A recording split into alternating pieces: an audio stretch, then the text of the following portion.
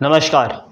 स्वागत करता हूँ आप सभी का professor Niranjan learn insurance academy के द इंश्योरेंस न्यूज़ के नए वीडियो में मैं निरंजन अवसरे। फ्रेंड्स, आज हम लोग जो वीडियो देखने वाले हैं या फिर जिस टॉपिक पे हम डिस्कस करने वाले हैं, that is one of the important clause in any group insurance contract. Yes, that's called as actively at work clause. दिखने में, सुनने में ये नेम जो है ये बहुत सो सिंपल, सो इजी लगता है, but after all this is well important clause in any group insurance contract. अब उसे जानने के लिए आपको सबसे पहले वीडियो को अंत तक देखना होगा। उसके साथ साथ वीडियो को लाइक करें, शेयर करें, चैनल को भी सब्सक्राइब करें और सब्सक्राइब करने के साथ बाजू पे जो छोटा सा बेल आइकन है उसे ज़रूर प्रेस करें, ताकि जब भी मैं वीडियो डालूंगा आपको उसका नोटिफिकेशन ज़रूर मिलेगा। So let's look at the actively at work clause.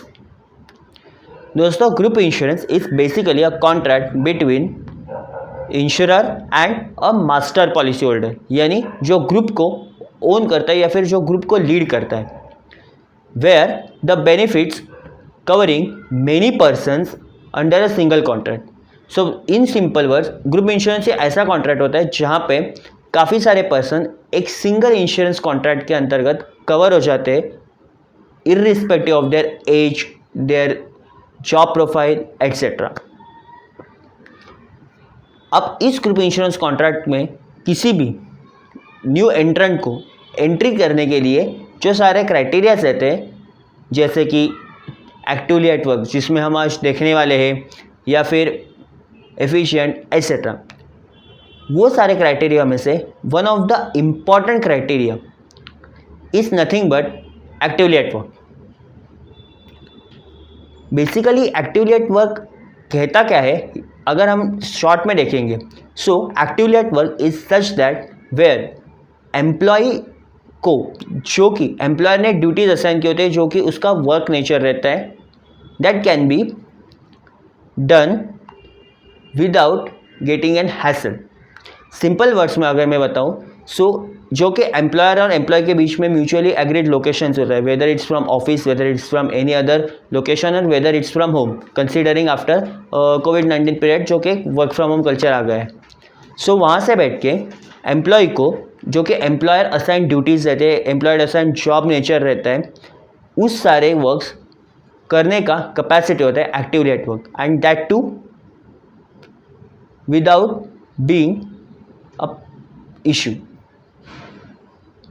अब इसमें अपोजिशन क्या है? सो ये एग्जैक्टली अपोजिट है being away from work for a longer period, या फिर not available for a work for a longer period.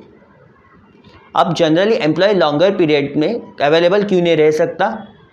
इसमें there are multiple reasons, like उसे कोई पर्सनल रीजंस होगा, या फिर वो कहीं दूर स्टडी के लिए गया होगा, दूर कहीं टूर के लिए गया होगा किसी पर्सनल रीजन से, etcetera, no doubt. But one of the major reason for employ being not available for a work for a longer duration is nothing but the sick leave.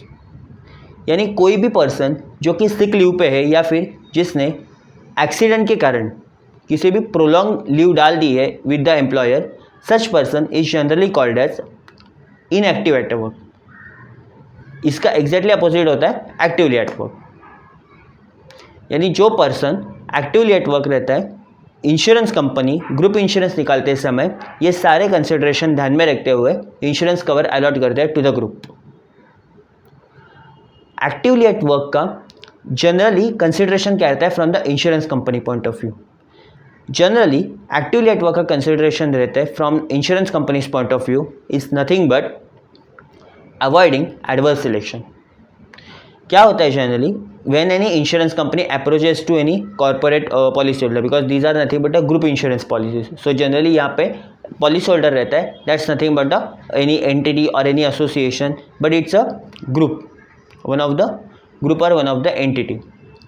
So generally वो group या फिर insurance company दोनों में से कोई भी अगर approach होता है विथ अनदर पर्सन एंड वो फाइनलाइज करता है किसी कवर को, देन यहाँ पे अगर कोई पर्सन प्रोलॉन्ग टाइम से एक्टिवली एट वर्क यानी एक्टिव स्टेज में नहीं है, then there are chances that such person will return to the work. जब वो उस वर्क पे आ जाएगा, दैट पॉइंट ऑफ टाइम पे उसे डायरेक्टली एनरोल करना इंश्योरेंस कंपनी के लिए will be a risky decision, क्योंकि इंश्योरेंस कंपनी को उस टाइम पे ये पता होगा या फिर नहीं होगा, बट जनरली नहीं होता है, that the person may have experienced some sorts of diseases or some sorts of accidents in the past and इसके लिए वो काफ़ी समय तक इनएक्टिव था.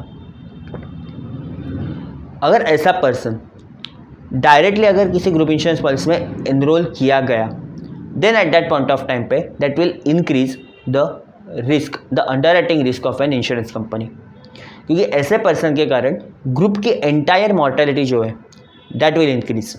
करेक्ट, क्योंकि ऐसे पर्सन का पूरा मेडिकल हिस्ट्री वगैरह चेक करना पड़ता है and then on that basis insurance company can decide whether to accept such person in the group insurance scheme या फिर नॉट. बट अदरवाइज अगर उसने ऐसा डायरेक्टली कर दिया कि उन्होंने डायरेक्टली उसी प्रोलॉन्ग लीव पे होने वाले पर्सनस को, खास करके सिक लीव या फिर एक्सीडेंट लीव के पर्सनस को, if the insurance company gets entertain into the group insurance scheme, then there will be a chances कि ऐसे वक्त पे ग्रुप की एंटायर मॉर्टेलिटी बढ़ जाएगी, that will ultimately increase the premium for जो पॉलिसी होल्डर रहेगा, जो कि ग्रुप ओन करता है या फिर ग्रुप को लीड कर रहा होता है उस पर्सन को. And finally there will B breakage of relationship, there will B breakage of corporate relationship with insurance company and ultimately it will create a chaos for both the persons, whether it's an insurance company and whether it's a corporate policy holder या फिर master policy holder. So to avoid the risk of adverse selection, जहाँ पे adverse selection में होता क्या है, जैसा है normal definition that a higher mortality kind of person gets entertained into the group and then it will ultimately increase the entire risk of the group. ऐसे समय पे इंश्योरेंस कंपनी इसे अवॉइड करना चाहती है and hence such person are always under the radar of insurance company for underwriting purposes.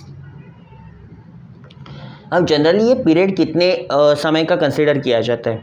So generally actively at work के लिए जो कि पॉलिसी की या फिर रिस्क की कमेंसमेंट डेट होती है, यानी समटाइम्स ऐसा हो सकता है that a policy is issued on some other date and the risk is coming on some other date, then उस डेट से पहले 6 मंथ तक the person, the policy holders must be actively at work, यानी उन्होंने कोई prolong leave या फिर sick leave, accident कारण के लीव नहीं लेनी चाहिए.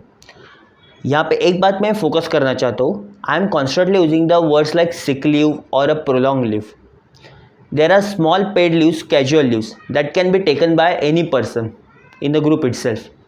वो चलते हैं क्योंकि वो कोई 1 या 2 दिन के होते हैं या फिर 3 दिन के होते हैं, बट 6 मंथ्स 8 मंथ्स तक कोई अगर पर्सन लीव पे रहता है, then at that point of time पे डेफिनेटली इंश्योरेंस कंपनी के लिए कंसर्न का पार्ट होता है.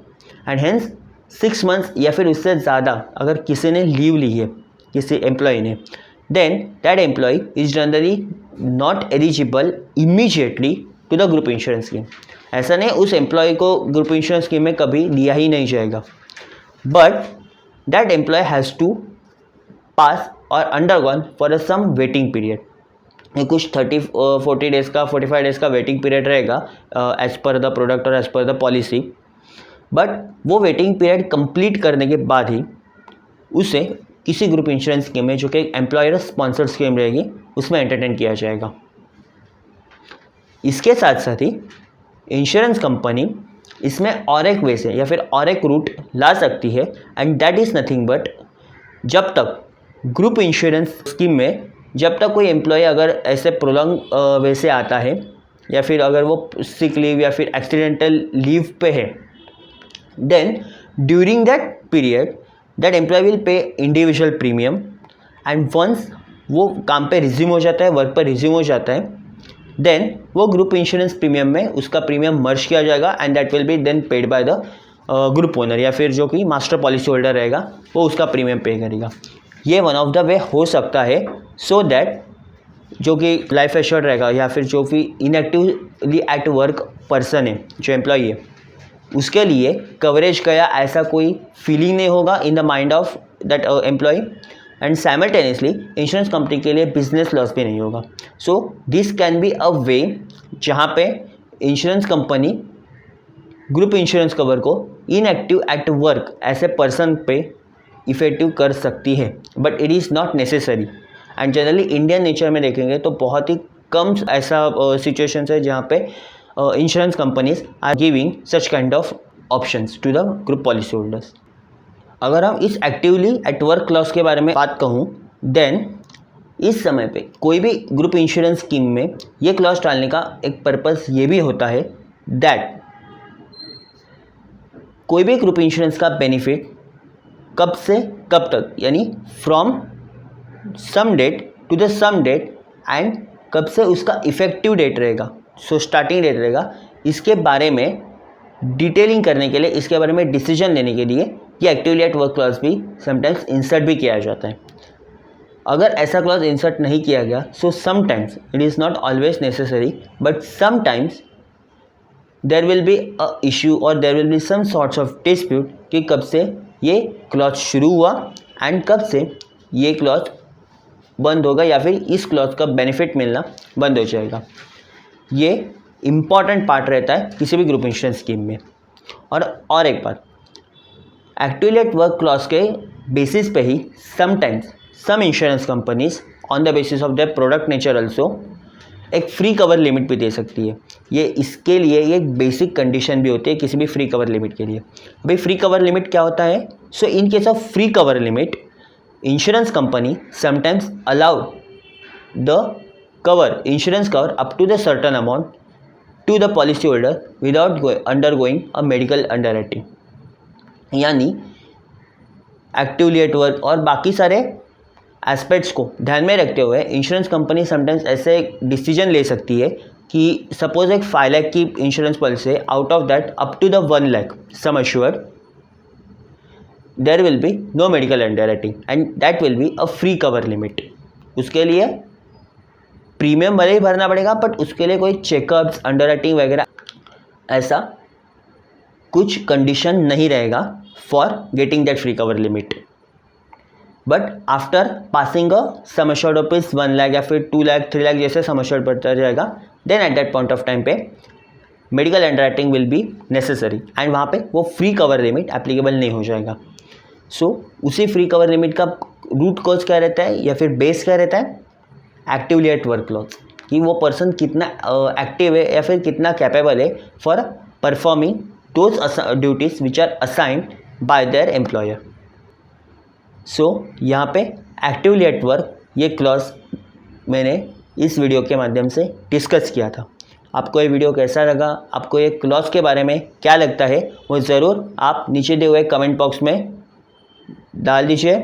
वीडियो को डेफिनेटली लाइक करें, शेयर करें वीडियो को, एंड चैनल को भी सब्सक्राइब करें. सब्सक्राइब करने के साथ साथ तुरंत बाजू पे जो छोटा सा बेल आइकन है उसे प्रेस करें, ताकि जब भी मैं वीडियो डालूँगा आपको उसका नोटिफिकेशन ज़रूर मिलेगा. फ़िलहाल आज के लिए इतना ही, मिलते हैं अगले वीडियो में. तब तक के लिए धन्यवाद.